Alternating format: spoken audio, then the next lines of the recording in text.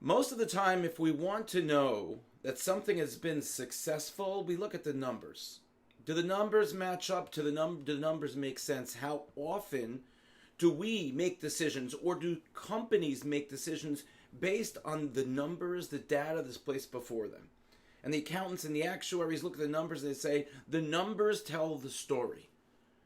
In our parsha, the numbers tell a story as well, and within that story, a lesson. But it's shocking. 46,400. That's the number of the descendants of Dan, the son of Yaakov. 45,600. That's the number of the descendants of Binyamin, the youngest son of Yaakov. Why is this so shocking? The Chafetz Chaim points out, very simply, do the math. Binyamin had 10 sons.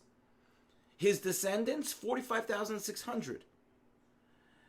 Dan had one son by the name of Chushim, who was deaf, couldn't hear. And as a result, nevertheless, his descendants were 46,400, 1,200 more than Binyamin, who had 10 sons. So the Chafetz Chaim says, Ein Chachma ve'ein Eitza leneged Hashem. He says, look, the numbers don't make sense here. The numbers don't add up. And therefore, Ein Chachma, there's no brilliance. Ve'ein Eitza, there's no advice. Neged Hashem, Hashem wanted it to be this way. And when Hashem wants something to be a certain way, that's the way it works out. And so the Chafetz Chaim tells us that the lesson we learn from these numbers is not just the disparity, but a lesson for ourselves in the fact that when Hashem wants something to be a certain way, when it comes to a person's life, ultimately it works out to be that way. We have the ability to daven and to ask Hashem to try to influence His decision when it comes to certain things.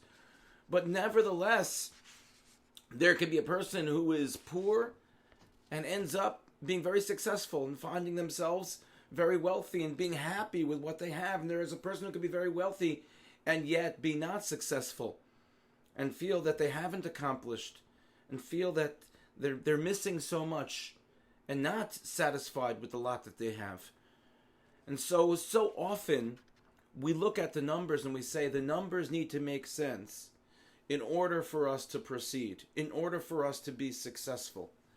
And the lesson of these numbers of the tribe of Binyamin and the tribe of Dan is that sometimes in life we can be successful even if the numbers don't necessarily make sense, provided that we have siyata deshmaya, we have the help of Hashem with us, we have the faith, the belief that everything in life is based on the way Hashem wants it to be. And if we do so, then we'll be able to make sense of the numbers however they appear. Thank you for listening and have a good Shabbos.